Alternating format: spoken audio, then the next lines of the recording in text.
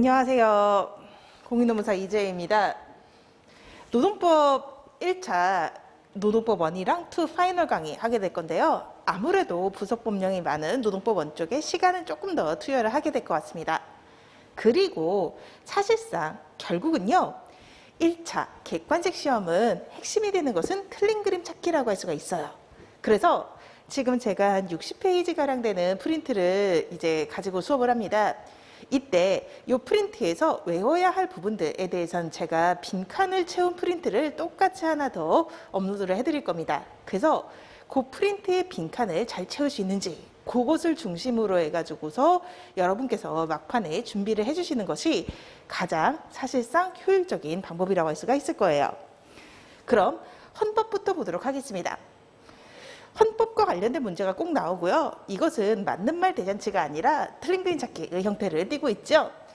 헌법 제32조 보도록 하겠습니다. 1항은 근로의 권리에 대해서 얘기하고 있습니다. 국가의 고용 증진, 적정임금의 보장 노력, 법정 최저임금 제도의 시행에 대한 부분을 여기서 담고 있어요. 그리고요. 2항에서는 근로의 의무에 대한 내용이 나옵니다. 이 의무에 대한 내용은요. 국가가 근로의 의무의 내용과 조건을 민주주의 원칙에 따라서 법으로 정할 의무라고 하는 것을 포함을 하고 있습니다. 그리고 근로조건 법정주의, 인간의 존엄성을 보장하기 위해서 법으로 정한다라고 하는 것이 3항에 있고요. 또 헷갈리지 마셔야 되시는 것은 여자의 근로와 연소자, 국가유공자, 여연국이라고 외우실 수도 있는 이 부분들이 각각 이제 헌법에 특별한 보호로서 언급이 되고 있는데요. 수식하고 있는 것들이 다르다라고 하는 부분입니다. 여자의 근로는 특별한 보호와 부당한 차별 금지라고 하는 부분으로 접근합니다. 연소자의 급여는요. 특별한 보호라고 하는 부분으로 접근을 해요. 그리고 국가유공자 상위 규정, 군경, 전문 군경의 유가족에 대한 부분은 우선적인 근로의 기회 부여라고 되어 있습니다. 때로는 여기에 장애인이라던가 고령자와 같은 고용의 사각지대에 있는 분들이 등장하기도 하는데요. 헌법에 명시된 것은 여연국 3분 뿐이고요.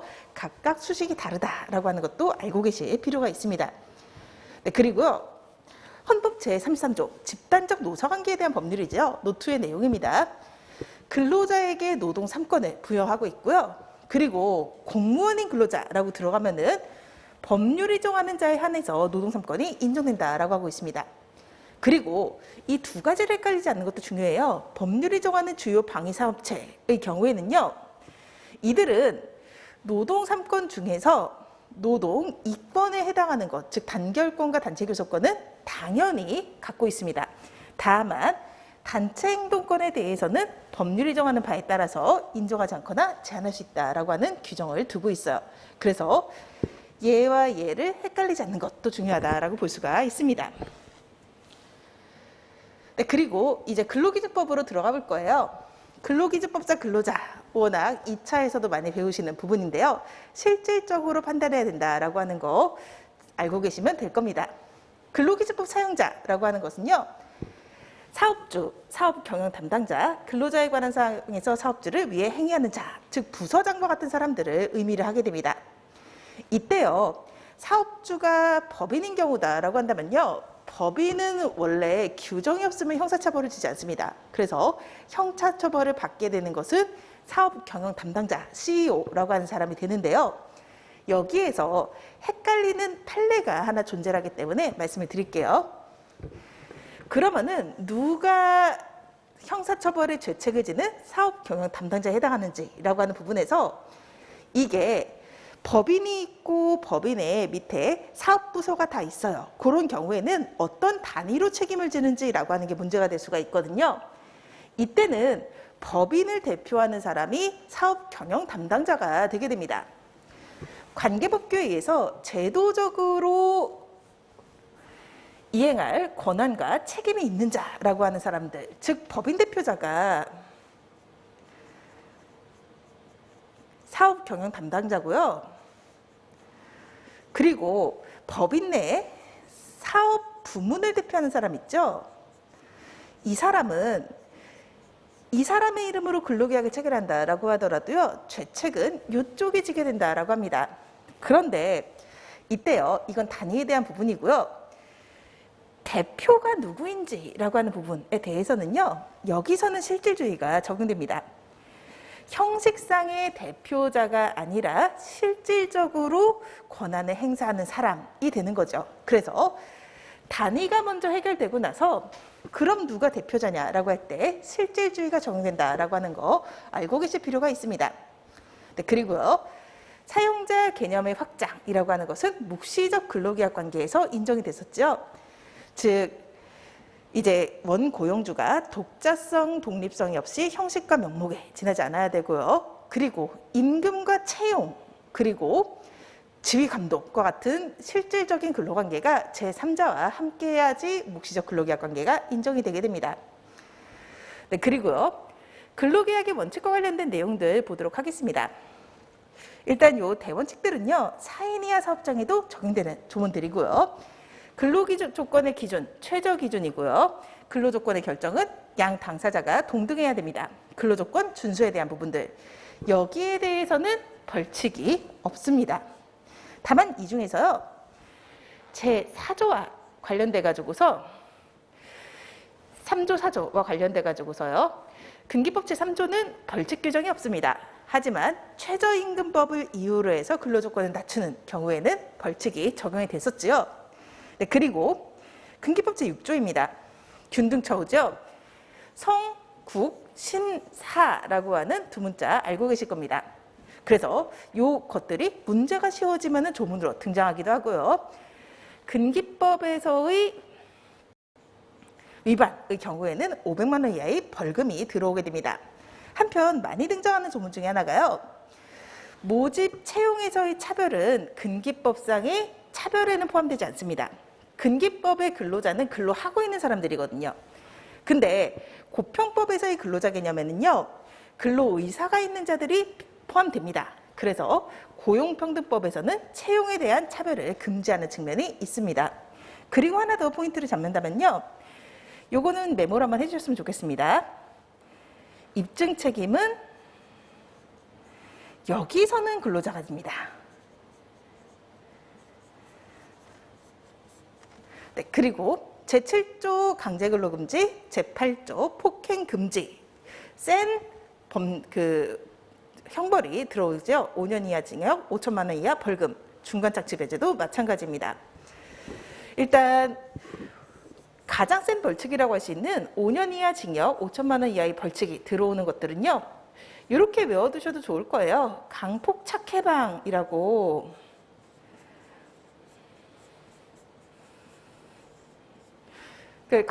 강제와 폭력과 착취에서 해방되자, 뭐 이런 식으로 외워주셔도 될 건데, 강제근로금지, 폭행금지, 중간착취, 그리고요, 해고 시기 제한 위반, 그리고 블랙리스트, 취업 방해금지라고 하는 것들이 이제 근기법에서의 중벌죄로 적용되는 애들입니다. 그리고 얘네들은요, 모두 다 5인 미만, 4인 이하 사업장에서도 적용이 되는 애들이라고 할 수가 있어요. 네, 그러면은 구조 살짝 보도록 하겠습니다. 중간착취 배제 부분입니다. 누구든지 법률에 따르지 아니하고는 영리로 다른 사람의 취업에 개입하거나 중간인으로서 이득을 취득하는 것이 금지되고 있습니다. 이때 1회라도 금지가 되고요, 반드시 구체적인 소개 또는 알선 행위까지 나가지 않아도 금지된다라고 하는 판례가 존재를 하고 있죠. 네, 그리고 나서 공민권 행사의 보장 보도록 하겠습니다. 4인 이하 사업장에도 적용이 되는 조문이고요. 2년 이하 징역, 2천만 원 이하의 벌금이 부과가 됩니다. 다만 여기에서요, 일단 유의하셔야 되시는 것은요,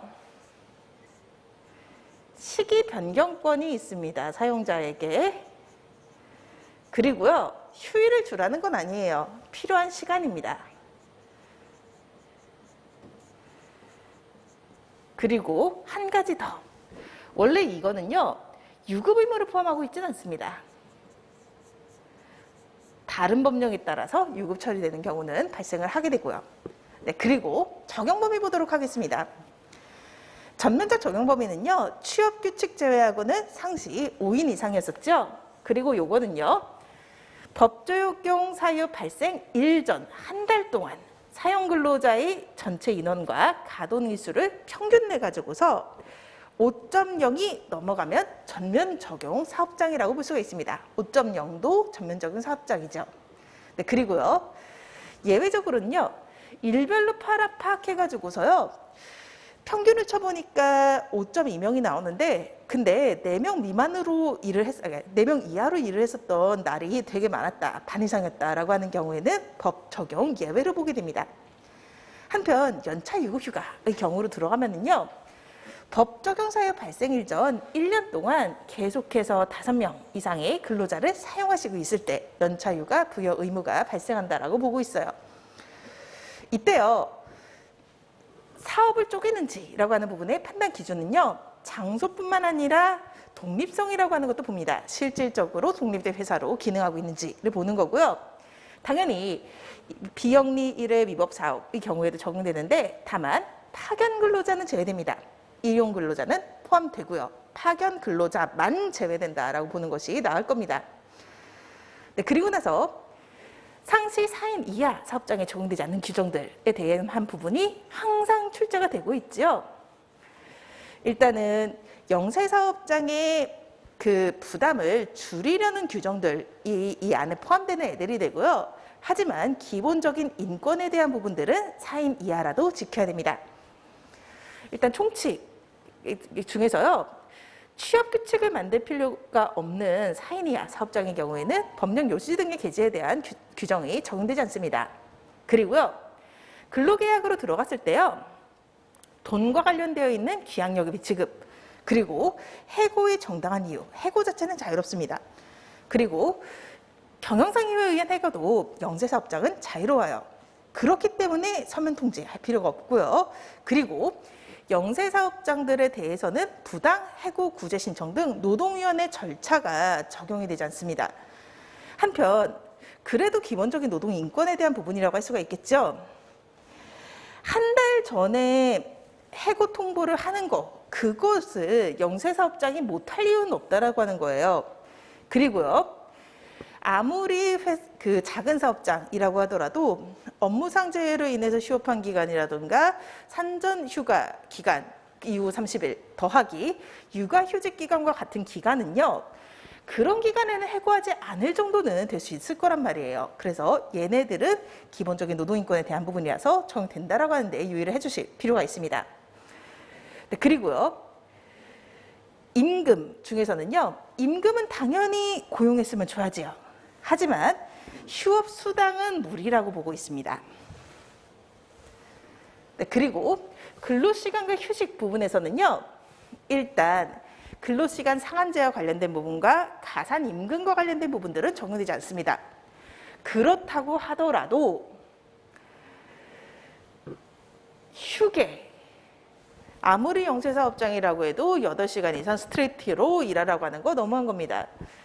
주 7일 일하라고 하는 것도 너무하는 거죠. 그렇기 때문에 이런 것은 적용 제외되고 있고요. 그리고 1차 산업 등의 경우에는 근로시간에 대한 규정이 적용되지 않는데 그 적용 제외에 대한 부분은 들어온다는 데 유의를 해주실 필요가 있습니다. 그리고 여성과 소년과 관련된 부분 중에서요. 일부는 적용이 제외됩니다. 사용 금지 업종에 대한 부분 그리고요. 임산부가 아닌 일반 여성 근로자의 야간 휴일 근로 제한에 대한 부분들 생리휴가와 육아시간에 대한 부분은 적용이 안 됩니다. 당연히 출산휴가와 관련된 것들 있죠. 출산 유사산 휴가라고 하는 거 그리고 연소자의 근로시간 제한에 대한 부분은 적용된다라고 하는 건 알고 계실 필요가 있습니다. 그리고 직장 내 괴롭힘과 기능습득 그리고 취업규칙은 10인 이상의 경우니까 적용이 안 되고 있어요. 그리고 당연히 지방자치단체 국가에도 근로기준법 적용이 되고요. 근로기준법의 적용을 받는 공무원 아닌 국가사법상 근로계약을 맺은 일반 근로자들을 요새는 통상 공무직이라고 부르고 있습니다. 기타 규정 보도록 하겠습니다. 보고 출석의 의무와 법령 주요 내용 등의 기재라고 하는 부분인데요. 각각 과태료 처분이 되어 있고요. 보고 출석은 당연히 4인 이하 사업장의 경우에도 적용이 됩니다. 거기서도 임금체불 발생할 것이고 노동부에서 나오라고 하면 당연히 나와야 되니까요. 하지만 취업규칙을 만들 의무가 없는 4인 이하 사업장의 경우에는요, 법령의 주요 내용 등의 게시 의무는 없다라고 볼 수가 있습니다. 네, 그리고 나서 근로계약 파트로 넘어가서 또 확인을 해보도록 하겠습니다. 근로계약의 기본 원칙과 관련돼 가지고서요, 이 법을 위반한 근로계약은 무효가 되고, 무효가 되는 부분은 이 법이 정한 기준에 따른다라고 하는 제15조가 존재합니다. 제16조는 부칙에 따라서 효력을 상실하게 되었습니다. 기간제법이 적용되게 되고요. 네, 그리고 제17조 근로조건의 명시입니다. 여기에서 헷갈리지 말아야 되는 부분들이 또 존재를 하게 돼요. 일단 근로계약서를 쓸 의무는요, 영세사업장에도 적용이 되고 있고요. 근로계약서 안 쓰는 거라고 할 수가 있겠죠. 명시하지 않는 거. 이거는요, 500만 원 이하 과태료가 아니라 벌금 규정이 되어 있다라고 하는 거 알고 계실 필요가 있습니다. 변경사항을 포함해가지고서요, 명시해야 되는 사항, 요거는요, 임시휴일 이렇게 외워주시면 좋을 거예요. 임금 소정근로시간, 주휴일, 요거는 이제 주휴만을 의미합니다. 약정 휴일에 대한 부분은 명시하지 않아도 된다라고 보고 있어요.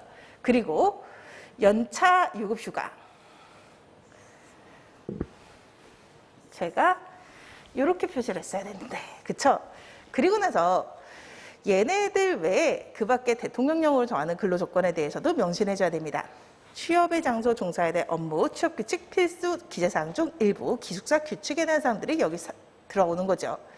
이 중에서요, 서면으로 교부해야 되는 사항은 요것들입니다. 1번부터 4, 5까지. 임금의 경우에는요, 조금 더 자세하게 보게 됩니다. 임금의 구성 항목, 계산 방법, 지급 방법에 대해서 적어줘야 되고요. 그리고 전자문서로도 할 수가 있습니다.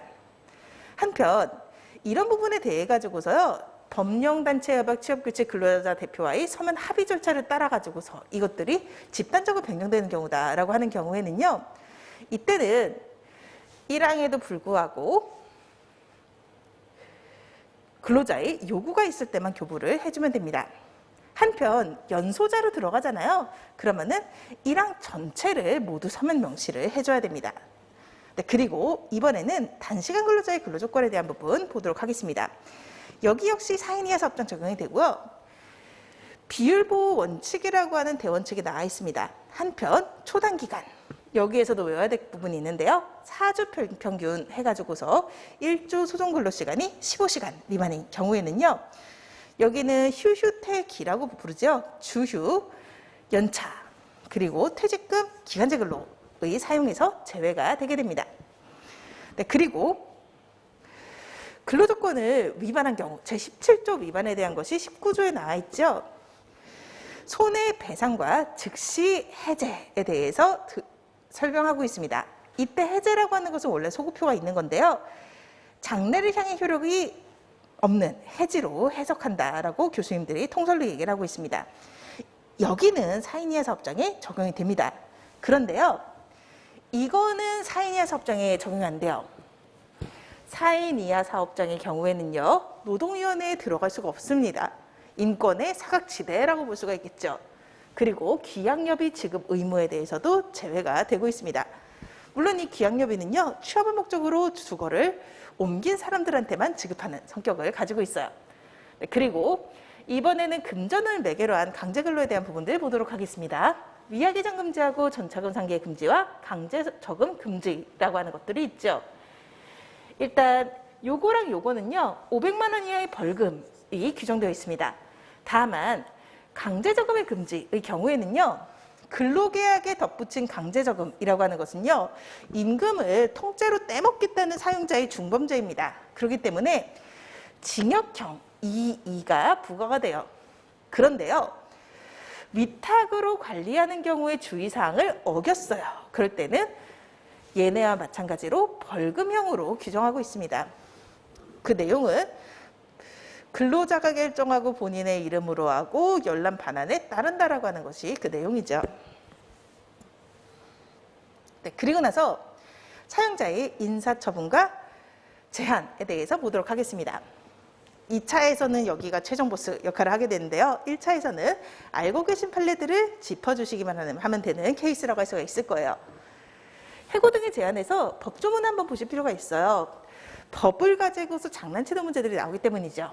일단 근기법 제23조에서 명시하고 있는 것은 해고, 휴직, 정직, 전직, 감봉 그 밖에 징벌이라고 되어 있습니다. 4인 이하 사업장 적용 제외되고요. 그래서 4인 이하 사업장은 마음대로 근로자를 자를 수가 있습니다.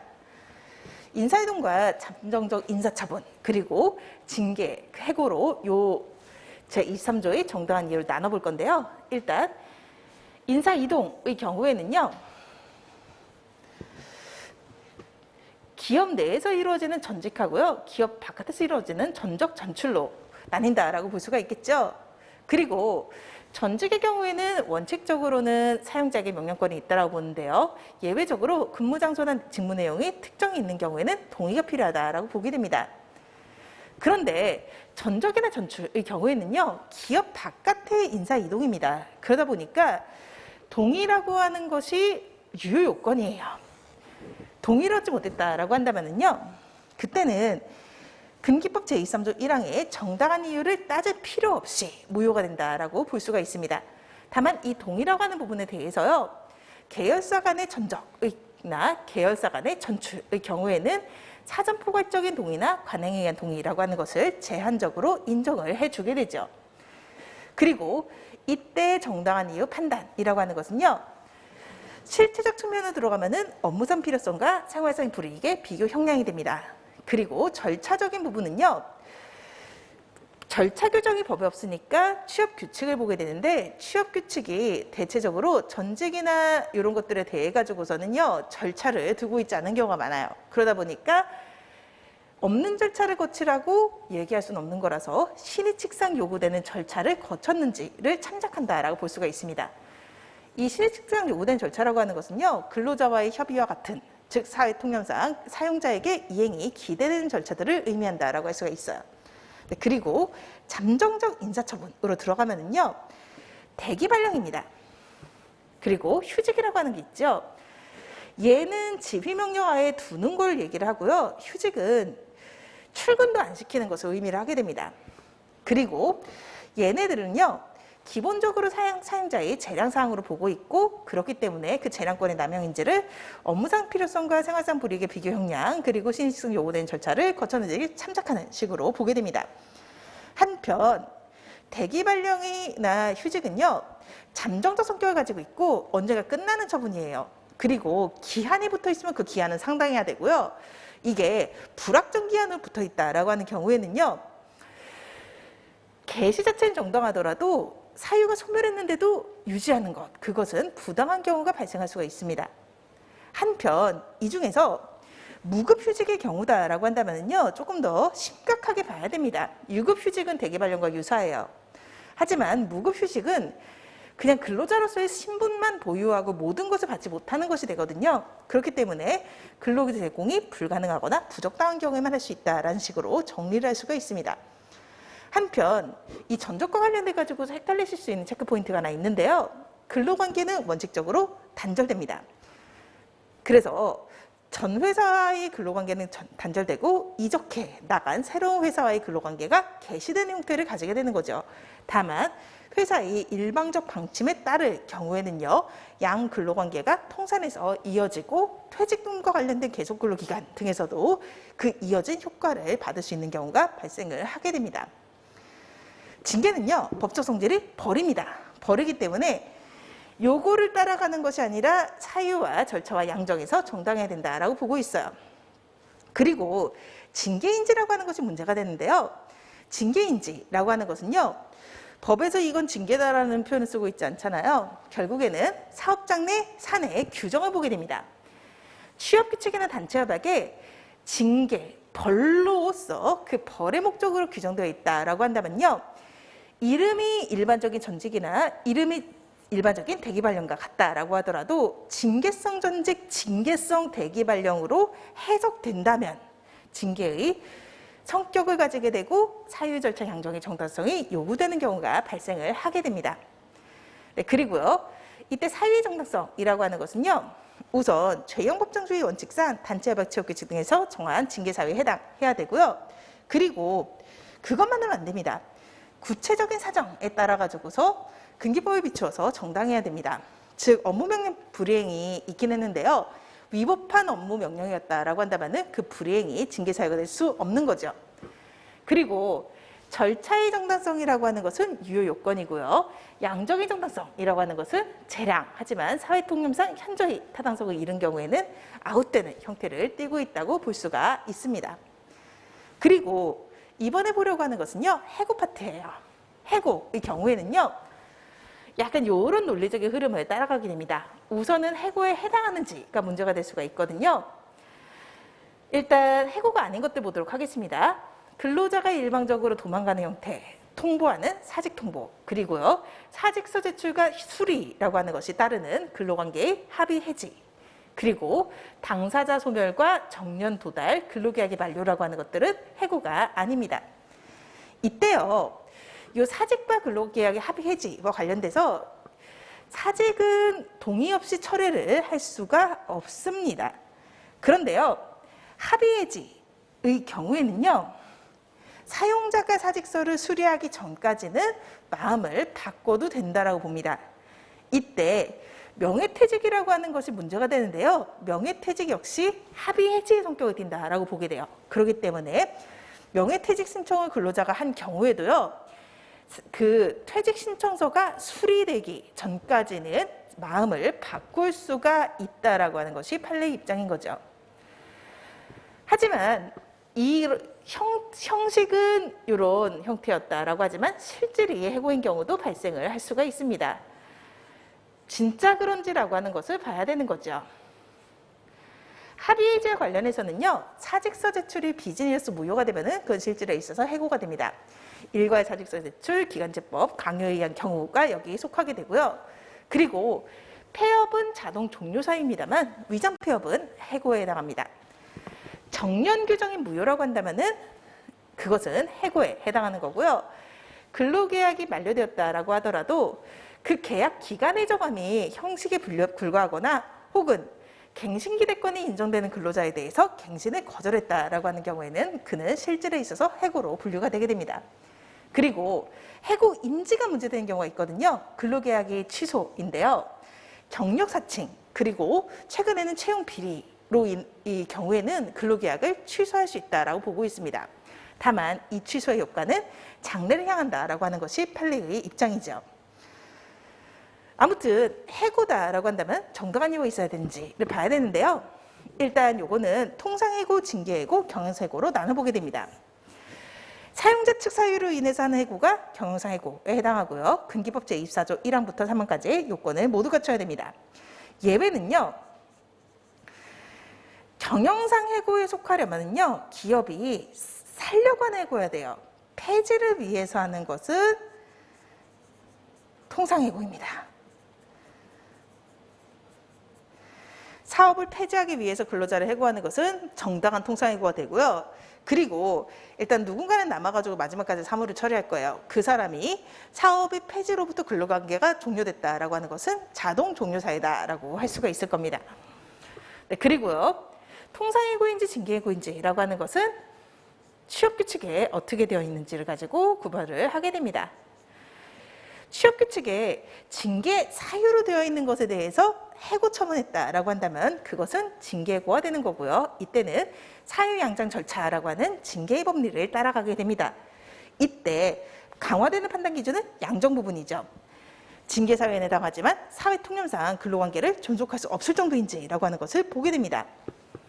그리고요, 통상해고라고 하는 부분은요, 이거는 결국에는 일반해고라도 부르기도 하는데요. 얘네 빼고 다니까 사회 통념상 고용관계에 존속할 수 없을 정도인지를 가지고 보게 되는 개념이라고 할 수가 있는 거죠. 네, 그러면은 이번에는 이 중에서 경영상해고 파트로 조금 깊게 들어가 보도록 하겠습니다. 긴박한 경영상 필요, 그리고 해고 회피 노력, 합리적이 공정한 해고 기준 설정, 그리고 근로자 대표와의 통보와 협의, 그리고 신고라고 하는 4가지가 규정되어 있습니다. 여기까지는 이제 정당성 요건, 효력 요건에 해당하고요. 얘는 효력 요건이 아니게 되는 거죠. 이 중에서 일단 긴박한 경영상 필요의 경우에는요, 판단 단위는 원칙적으로는 법인이 됩니다. 하지만 실질주의가 가미가 되죠. 그래서 한 법인 내에 있지만 실질적으로 별개의 회사로 볼 수 있는 경우에는 따로 판단할 수도 있는 거고요. 한편 복수의 법인이지만 실질에 있어서는 하나의 회사로 기능하는 경우에는 전체를 가지고 판단을 하게 되는 겁니다. 그리고요, 정도라고 하는 것은요, 도산의 피해에 이르지 않을 정도라고 하더라도 인원삭감 및 객관적 합리성이 인정되는 경우에는 정당한 것으로 봐주고 있습니다. 노력과 기준 설정에 대해서는 확정적, 고정적이지 않고 유동적이다라고 하는 표현을 쓰고 있고요. 그리고 근로자 대표와 관련해서는 1차를 위해서는 이쪽의 판례를 조금 잘 알아두실 필요가 존재를 해요. 일단 과반수 노조가 있는 경우에는 과반수 노조가 대표가 되는 거고요. 없는 경우에는 근로자 과반수의 대표자가 된다라고 하는데 유의하셔야 됩니다. 그리고요, 50일이라고 하는 날짜 유의하셔야 되시고, 합의가 아닌 협의란 표현 쓰고 있다라고 하는데도 유의를 해주실 필요가 있습니다. 과반수 노조가 없는 경우에는요, 예를 들자면 과반수 미달의 노조다라고 하더라도 실질적으로 근로자 과반수 이상의 의사를 반영하고 있는 경우에는 걔가 대표가 된다라고 보고 있습니다.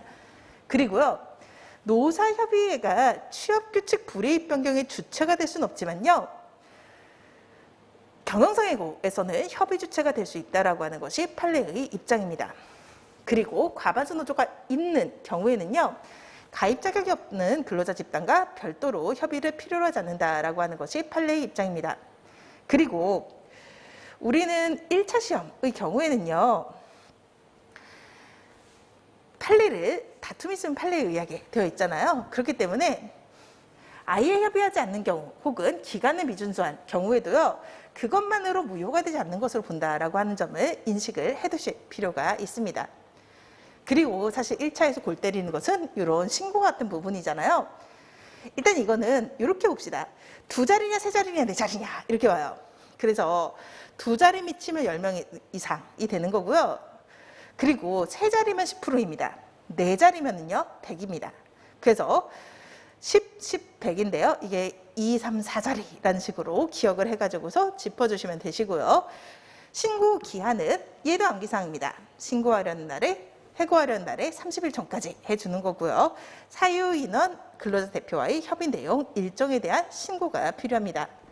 네, 그리고 우선 제공형 의무 보도록 하겠습니다. 해고한 날로부터 3년입니다. 그리고 이것은 고용 의사를 표시할 의무를 의미합니다. 그리고요, 이때는요, 신규 근로자를 채용할 때 정리 해고되셨던 분들한테 연락해서 고용 의사를 확인할 의무가 포함된다라고 보고 있고요. 그리고 이걸 불이행하는 경우에는요, 파견에서의 직접 고용 의무 불이행과 마찬가지로 고용 의사 표시에 가름한 재판을 청구할 수 있다라고 하는 것이 판례의 입장입니다. 그리고 2항에는요, 정부가 필요한 조치를 우선해서 해야 될 책무 규정이라고 하는 것을 두고 있습니다. 네, 그리고 나서 이번에는 해고 시기 및 절차의 제한 파트로 들어가 보도록 하겠습니다. 해고 금지 기간은 법 제23조 2항에 있죠.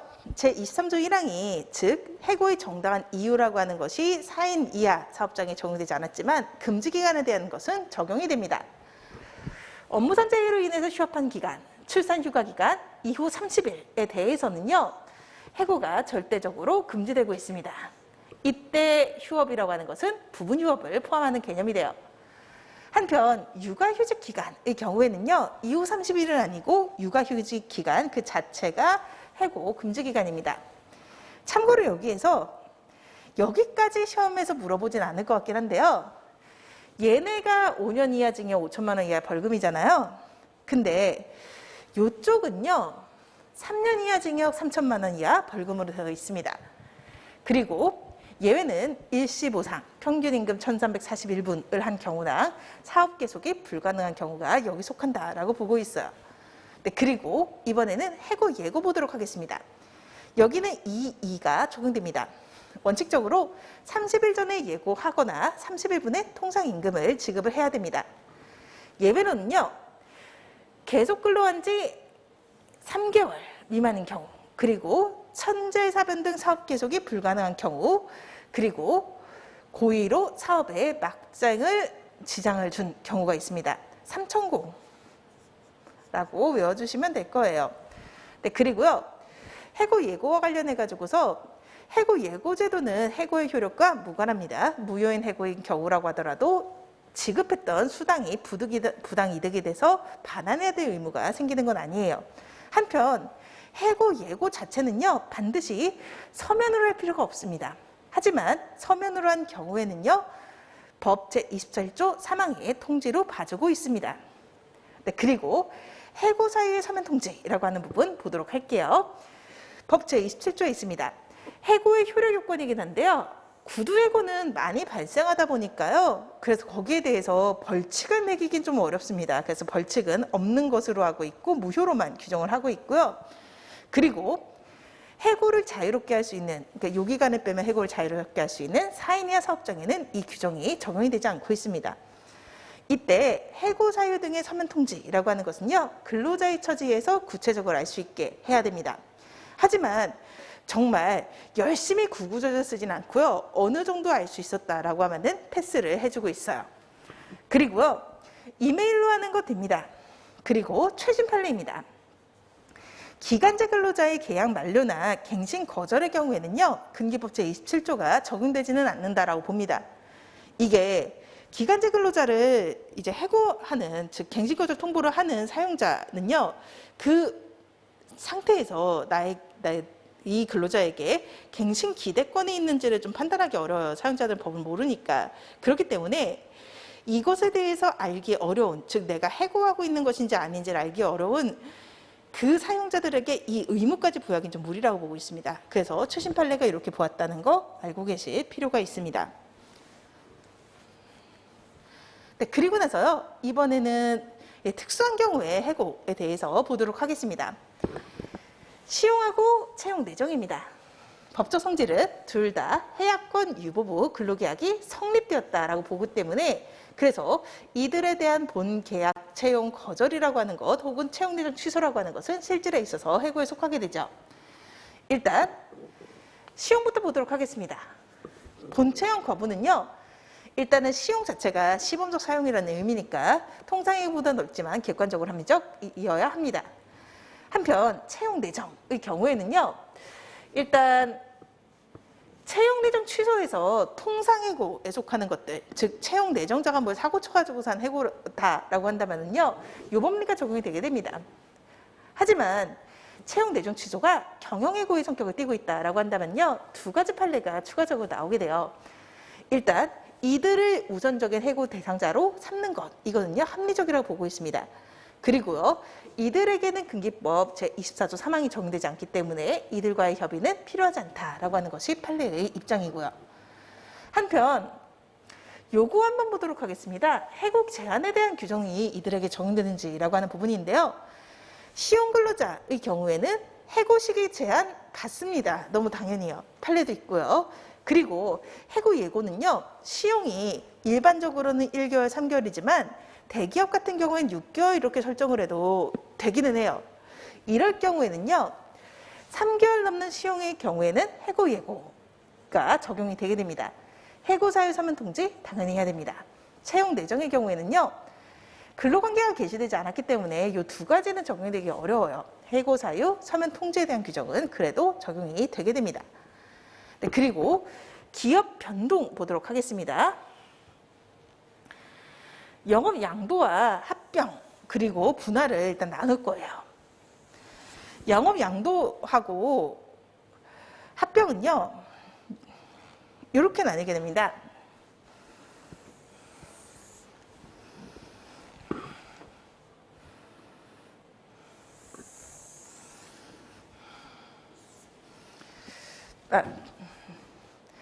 일단 영업 양도라고 하는 것은 이제 상법상의 회사가 아닌 곳에서 좀 많이 발생하고 있는 그 사업의 양도, 사업을 팔았어에 해당합니다. 이런 것이 좀 영업 양도라고 할 수가 있어요. 영업 양도, 이렇게 식당이라든가 병원 같은 데가 일단은 그 직원분들 그대로고 메뉴 그대로고 서비스도 그대로인데 사장님만 바뀌는 경우, 원장님만 바뀌는 경우 있죠. 그럴 때가 영업 양도에 속한다라고 할 수가 있어요. 아무튼 그 영업 양도도요, 판례는 포괄승계라고 보고 있습니다. 그렇기 때문에 이 둘의 성격은 결과적으로 같다라고 볼 수가 있고요. 고용승계는 포괄승계이기 때문에 원칙적으로 승계됩니다. 승계 배제는 해고에 해당하고요. 그리고 민법 제657조에 따라서 근로자에게는 승계 거부권이 존재한다라고 볼 수가 있습니다. 그리고요, 이때 근로조건 역시 그대로 승계가 돼요. 그렇기 때문에 이제 근로조건을 통일하고 싶어요. 그러면은 양도된 근로자 집단의 불이익한 변경이라면 동의가 필요하게 된다라고 할 수가 있겠죠. 분할 승계는요, 일단 근로조건은 안 승계됩니다. 분할 승계라고 하는 것 자체가요, 분할해서 승계한다라고 하는 거거든요. 권리 의무의 포괄적 승계와 분리되는 개념입니다. 어떻게 분할될 것인가라고 하는 것은요, 결국 그 분할의 의결, 계획에 따라서 달라지게 되는 거죠. 일단 그래서 사업을 분할을 할 때요, 근로자도 저쪽으로 보낼 것인가라고 하는 부분은요, 계획서에다가 넣을 수는 있습니다. 하지만 넣기 전에 이해와 협력을 구하는 절차가 필요하다라고 하는 것이 판례의 입장이에요. 다만 여기에서 기묘한 규정이 하나 나 있는데 1차 용어로는 그냥 요 표현을 외워두시면 되죠. 이해와 협력을 구하는 절차를 거친 경우에요. 그러면은 승계 거부권이 있어야 되는데 없다고 봅니다. 반대자도 원칙적으로 승계된다라고 보는 거죠. 네, 그리고 나서 이번에는 부당해고 등과 구제에 대해서 보도록 하겠습니다. 부당해고 등의 구제 신청은 노동위원회에 3개월 이내에 해야 됩니다. 그리고요, 조사 등은요, 지체 없이 조사 신문에 착수하게 된다. 그러니까 받으면 바로 연락이 와요. 그 서류 받고 나서 담당자한테 배정이 되면은요. 그리고요, 직권으로 증인을 출석하게 할 수가 있고요. 반대 신문에 기회도 부여를 해야 된다라고 하는 3가지가 있습니다. 직권이 있을 수 있다라고 하는 것과 반대 신문이라고 하는 거 각각 알아두실 필요가 있습니다. 그리고 이번에는 부당해고 구제 명령에 대해서 보도록 하겠습니다. 원칙적인 모습은요, 원직 복귀 더하기 해고 기간 중의 임금 지급이라고 할 수가 있겠죠. 그 근거는 민법 제538조 1항에 있습니다. 중간 수입 공제를 해요. 하지만 공제될 수 있는 중간 수입이라고 하는 것은 휴업수당의 초과금분까지만 공제가 됩니다. 한편 금전보상 명령 제도라고 하는 게 존재를 하죠. 유의하셔야 되시는 것은 사용자가 아니라 근로자가 복직을 원치 아니하는 경우에 원직 복직을 가름해서 임금 상당액 이상의 지급을 할 수 있도록 하고 있다라고 하는 측면입니다.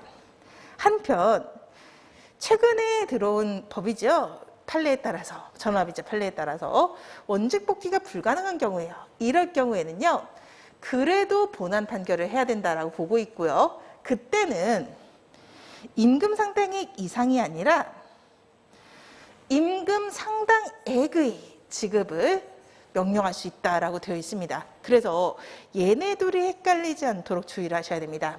그리고 구제명령의 이행기간은요, 서면 통지를 받은 날로부터 30일이 되게 됩니다. 그리고 구제명령 등의 확정과 관련해서 불복기간은 중노위 10일이고요. 그리고 행정소송 15일이죠. 요거는 모든 노동위원회 사건이 공통입니다. 그리고 근거는 노동위원회법에 있습니다. 한편 확정된 구제명령 또는 재심판정 불이행에 대해서는요, 1년 이하 징역 1천만 원 이하의 벌금 규정이 있다라고 하는 거 알고 계실 필요가 있습니다. 다만 여기에서 얘는 신고죄입니다. 노동위원회의 공소가 필요하다라고 하는 것도 짚어주시고요. 그리고 노동위원회 사건의 공통입니다. 구제명령 등의 효력은 정지되지 않습니다. 불복으로 인해서. 그리고 이행 강제금 제도인데요. 이거는 이제 부해 등에만 있어요. 총액은 3천만 원이고요. 이외에 2년에 걸쳐 가지고서 총 1억 2천만 원 부과할 수 있습니다. 이게 신법이기 때문에 지문으로 나올 가능성이 많고요. 그리고 이행 강제금을 부과하기라면요, 30일 전까지 미리 문서로 통지를 해줘야 되고요.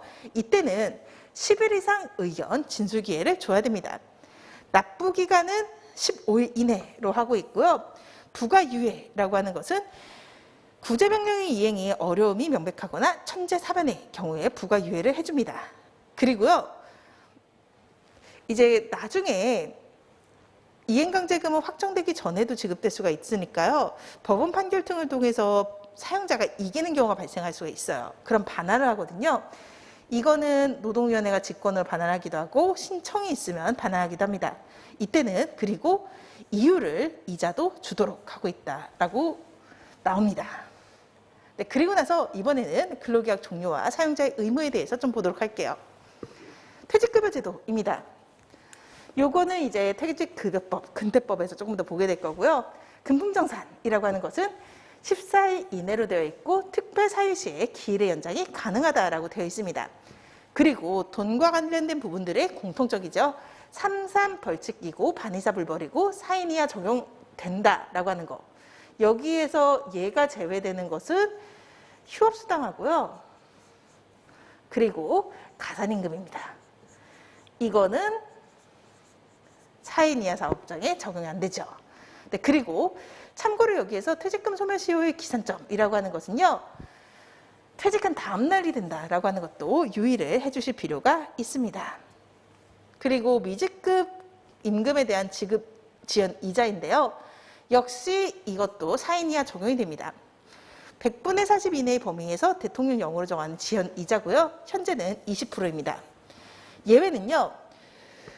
늘 등장하는 예외죠. 천재사변 파산 더하기요. 법원이나 노동위원회에서 다투는 것이 적절한 경우라는 게 등장합니다.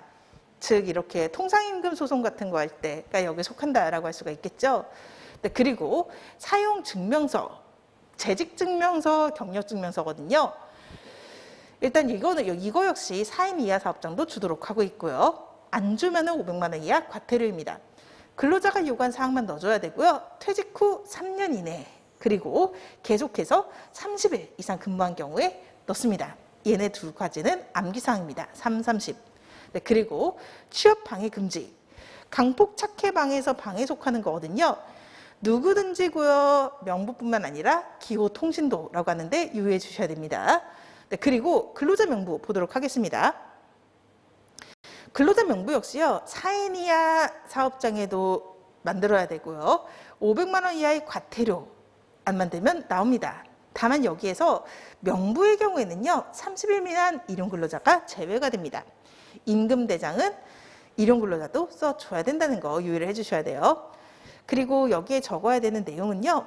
인적 사항에 대한 부분하고요. 그리고 그 밖에 업무 종료와 그리고 기간과 중요 사항들에 대한 내용이 여기 속한다라고 할 수가 있습니다. 그리고 나서 이번에는요. 계약서류의 보존기간입니다. 기본적으로는 임금의 소멸시효 기간을 따라 가지고서 3년으로 되어 있어요. 네, 다음으로는 임금 보도록 하겠습니다. 임금과 관련된 부분들의 스펙은 3.3이고 반의사 불벌죄라고 하는 거 말씀드렸었죠. 네, 그리고 임금성과 관련된 부분도 문제로 나올 수가 있습니다. 계정이라고 보죠. 계속 정기적 지급 의무가 있는 근로의 대가가 임금에 해당합니다. 그리고요. 생활보장적 임금은 없다. 모든 임금은 근로의 대가에 속한다라고 하는 것이 현재 판례의 입장입니다. 네, 그리고 이 중에서 통상임금을 쓰는 것이 어떤 것이고 평균임금을 쓰는 것이 어떤 것인지도 항상 보셔야 되시는데요. 통상임금을 쓰는 것의 대표적인 것은요. 해고예고 그리고 가산수당, 연차 유급휴가와 미사용수당 더하기 출산 전후 휴가, 급여 등이 통상임금을 기준으로 하게 됩니다. 평균임금은요. 퇴직급여, 휴업수당, 산재급여, 감급, 그리고 실업급여 등이 들어옵니다. 이제 임신, 출산, 육아와 관련된 수당들은 통상임금으로 계산을 해주거든요. 근데 실업급여 쪽은 평균임금을 기준으로 해서 계산을 하게 된다라고 하는 것도 특징입니다. 네, 그리고 통상임금입니다. 정기일률 고정성 있는 소정근로의 대가라고 하는 거고요. 일단 여기에서 몇 가지 판례가를 좀 이제 지문으로 나올 만한 것이요. 고정수당을 통상임금으로 환산할 경우에 근로시간의 수라고 하는 것은요. 약정한 시간 수 자체를 가지고 하는 것이지 가산율을 고려하지 않는다라고 하는 판례가 존재를 하고 있습니다. 한편 이제 최신 판례 두 가지가 또 지문으로 등장할 가능성이 있어요. 고정 OT 수당이라고 하는 거 있죠. 고정 연장근로 수당. 이거는 통상임금에 해당하지 않는다라고 보게 됩니다. 임금 인상 소급분의 경우에도요. 이거는 이제 이제 협약이 체결되기 전에 시점으로 딱 들어가서 보게 되면은 임금 인상 소급분이라고 하는 것은요. 요때는 내가 얼마를 받을 것인지 모르지만 하지만 내가 받게 된다라고 하는 기대는 당연히 가지게 됩니다. 그리고 협약에 따라 가지고서요. 이 기간에 기본급을 소급적으로 인상해 주는 거잖아요. 기본급이 소급적으로 인상되는 겁니다. 그렇기 때문에 이것들은 통상임금에 속한다고 보는 것이 통상임금의 그 기능에 비춰서 맞는 표현이라고 할 수가 있겠죠. 네, 그리고 평균임금 파트의 포인트 보도록 하겠습니다. 일단 사유 발생 3개월 동안의 임금 총액을 그 일수로 나눈 금액이 평균임금이라고 할 수가 있겠죠. 그래서 일수는 91일이 되는 경우가 있고 92일이 되는 경우가 있고 뭐 이렇습니다. 네, 그리고 평균임금 산정에서 제외되는 기간이라고 하는 것은요. 근로자의 정당한 권리행사 기간과 근로자의 귀책 사유와 무관한 기간들이 제외가 되고 있어요. 뒤집어 말씀드리면요. 근로자의 귀책 사유가 있는 기간, 그것으로 인해서 임금이 줄어든 기간이라고 한다면은 그것은 평균임금 계산에 포함시켜서 그래서 임금이 줄어들어서 퇴직금이 줄어드는 불이익이라고 하는 것을 근로자 측이 감당하라고 보게 되는 거죠. 한편 이 경우라고 하더라도 평균임금의 최저 한도는 통상임금으로 보게 되고요. 1차에서는 이 조문을 좀 유심히 보실 필요가 있습니다. 평균임금의 조정, 업무상 상병이 장기화된 분들의 경우에 쓰일 수가 있는 건데요.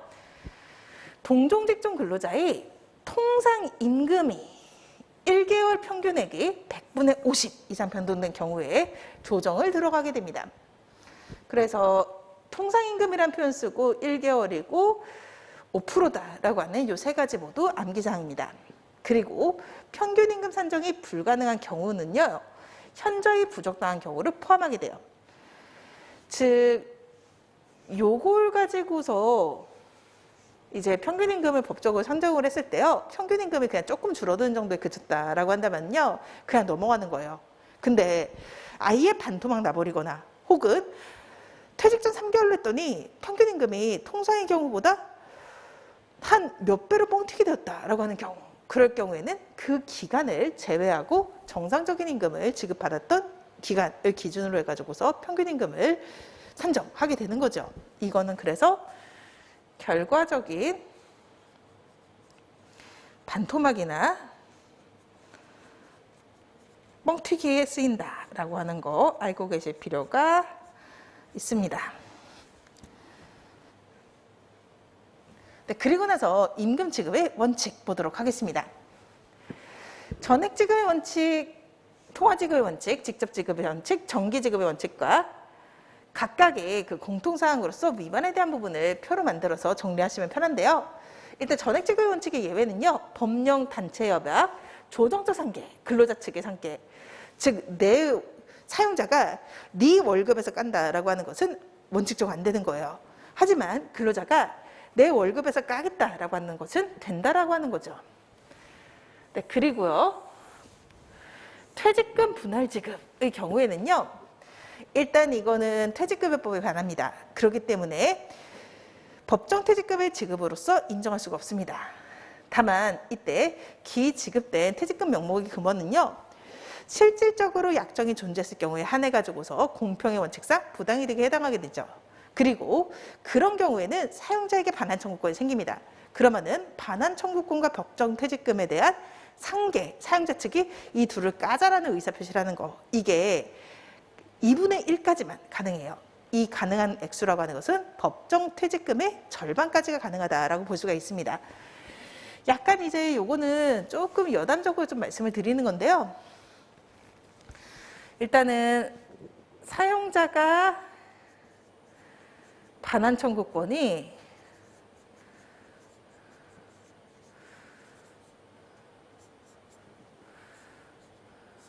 이게 이제 3천만 원이 있어요. 그리고 법정 퇴직금 근로자가 받아야 되는 것들이 4천만 원 계산해 보니까 있다라고 하잖아요.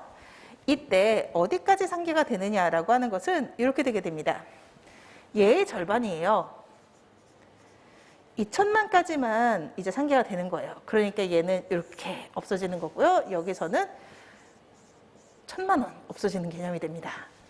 그리고 얘네들 그 자녀 액수는 어떻게 되는지라고 하는 것은요. 이거는 이제 당연히 줘야 돼요. 안 주면 쇠고랑 차는 돈이 되고요. 이거는 사용자가 소송에서 받아야 되는 성격을 띠게 됩니다.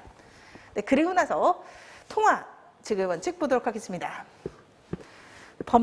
통화지급 원칙의 예외는요. 법령과 단체 협약입니다. 대표적으로는 선언법 두 수가 있게 되고요. 그리고 통화지급 원칙과 관련된 판례로서 임금지급을 가름한 채권 양도의 합의의 효력이라고 하는 부분이 있었죠. 일단 채권은 돈이 아니니까 가름하는 것은 무효가 되지만 무효행위 전환의 법리에 따라 가지고서 알고도 의혹했다라고 인정되는 경우에는 지급을 위한 것으로서 효력을 가진다라고 하는 것이 그 내용입니다. 네, 그리고 직접 지급의 원칙 보도록 하겠습니다. 직접 지급의 원칙 역시 예외는요. 법령과 단체 협약입니다.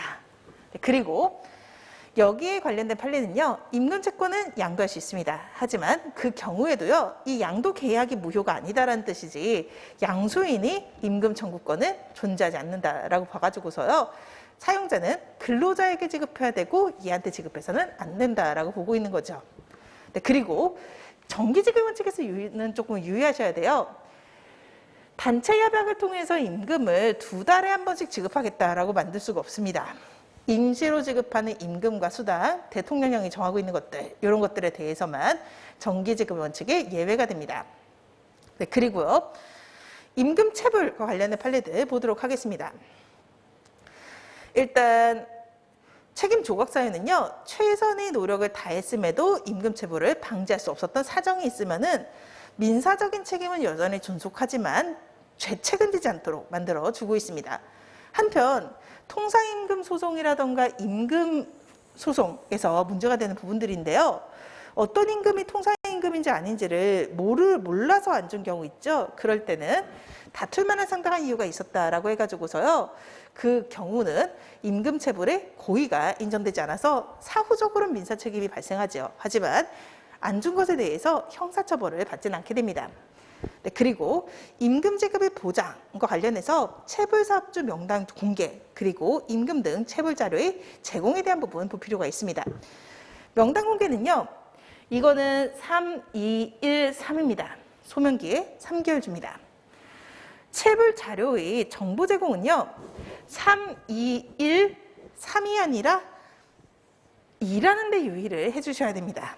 그리고 제공받은 사람들의 그 누설 금지 의무고요. 그리고 변동된 사유가 있으면은 노동부가 15일 이내 그 기관들에게 통보해야 되는 규정이 있다라고 하는 것이 특징이라고 볼 수가 있습니다. 네, 그리고요. 이 각각의 그 명단 공개와 정보 제공의 예외 사유라고 하는 건데요. 다 납득되는 애들입니다.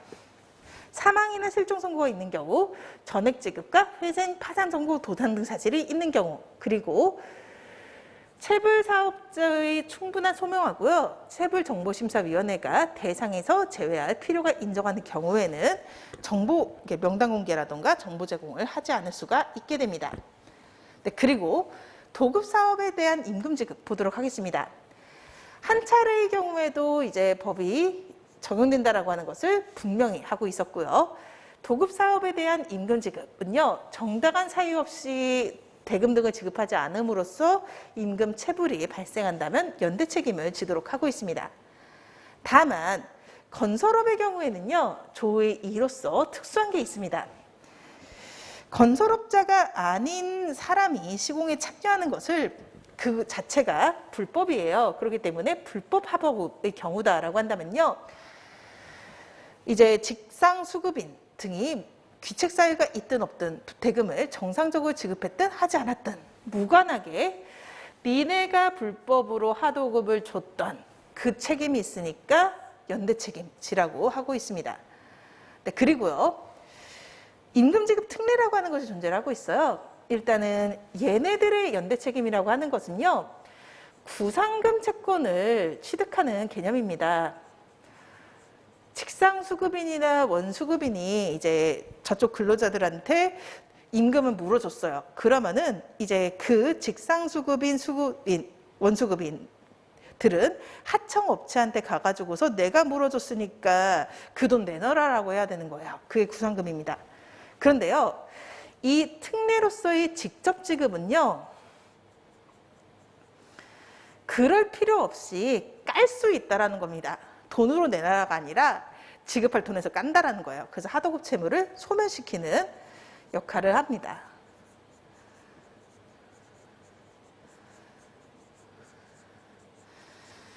일단 직상수급인의 직접 지급이라고 하는 것은요, 합의와 집행번원, 그리고 통지 및 명백한 사유가 있는 경우로서 근로자가 청구하는 경우에 할 수가 있습니다. 그리고 원수급인은요, 집행번원이 있는 경우에만 할 수가 있고요, 채권자 대위권의 행사 범위 내에서 직접 지급 의무를 지게 됩니다. 그리고 요 규정이 나온다라고 하는 것도 특징이죠. 네, 그리고 나서 비상시 지급 보도록 하겠습니다. 지급기일 전이라도 이게 일하지 않은 부분까지 값을 줘야 된다는 건 아니고요, 이미 제공한 근로에 대한 부분이고요, 벌칙이 약하지만 존재합니다. 1천만 원 이하의 벌금이고요, 4인 이하의 사업장에도 적용이 되되 다만 반의사 불벌죄로는 되어 있지 않다라고 하는 것이 특징입니다. 그리고 임금 채권의 우선 변제, 그리고 최우선 변제 보도록 하겠습니다. 일단 최우선 변제 되는 범위는요, 3년 3개월 3월, 그리고 자해보상금 전액입니다. 다만 이 재해보상금이라고 하는 것은요, 사실 산재보험 때문에 대체적으로 책임이 있는 경우가 많지 않아 가지고서 크게 실익은 없습니다. 그리고요, 근로 관계가 종료한 때나 배당 요구시를 기준으로 해가지고서 3개월 3년이라고 하는 것을 보게 됩니다. 그리고요, 이자는 최우선 변제 범위가 아니에요. 원금까지만 최우선 변제 범위고요. 그리고 일단 OX를 가려야 됩니다. 사용자의 재산 취득 전 설정된 저당권의 경우에는요, 최우선 변제의 효력이 미치지 않습니다. 그렇기 때문에 은행이 승리하는 거예요. 하지만 사용자 지위를 취득하기 전에 설정된 저당권에 대해서는요, 근로자가 승리합니다. 그래서 양자를 달리 보셔야 된다라고 하는 것도 기억을 해 두셔야 돼요. 네, 그리고 나머지 부분들이 우선 변제 대상이라고 할 수가 있겠죠. 네, 그리고 휴업수당 보도록 하겠습니다. 3.3 벌칙이고요, 4인 이하 적용되지 않고 반의사 불벌죄입니다. 일단 지급 의무와 관련해서는요, 평균 임금의 100분의 70 이상을 지급을 해야 되고요, 통상임금을 초과하는 경우에는 통상임금으로 지급할 수가 있게 됩니다. 그리고 노동위원회 내 휴업수당 감액 신청이라고 하는 것을 할 수가 있는데요, 이 경우에는 전액 감액도 가능하다라고 하는 것이 판례의 입장입니다. 네, 그리고 도급 근로자의 경우에도요, 임금을 보장해 줘야 된다, 기본급을 어느 정도 줘야 된다라고 하는 규정인데, 이거 역시 4인 이하 사업장에 적용되고요, 500만 원 이하의 벌금 규정이 있고 반의사 불벌죄로 되어 있지 않다라고 하는 특징을 가지고 있습니다.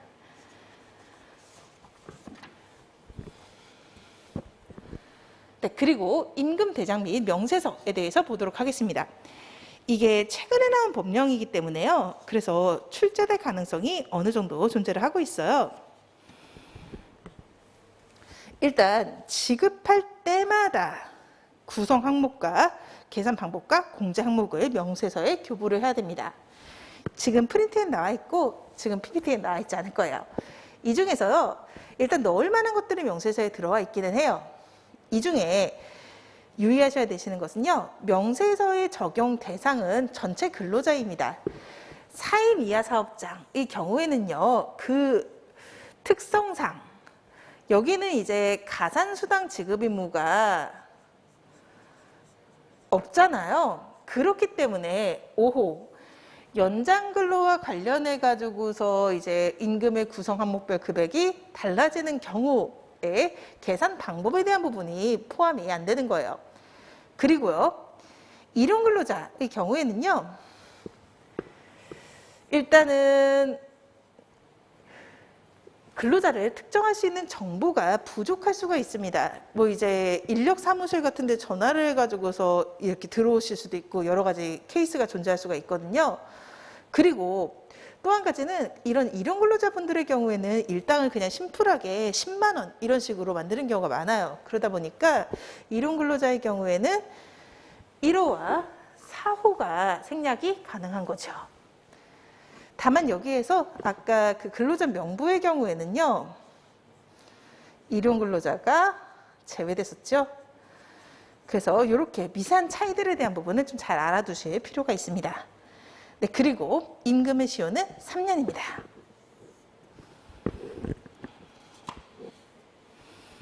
네, 그리고 나서 근로시간과 휴식에 대한 부분은 잠깐 쉬었다가 들어가도록 하겠습니다.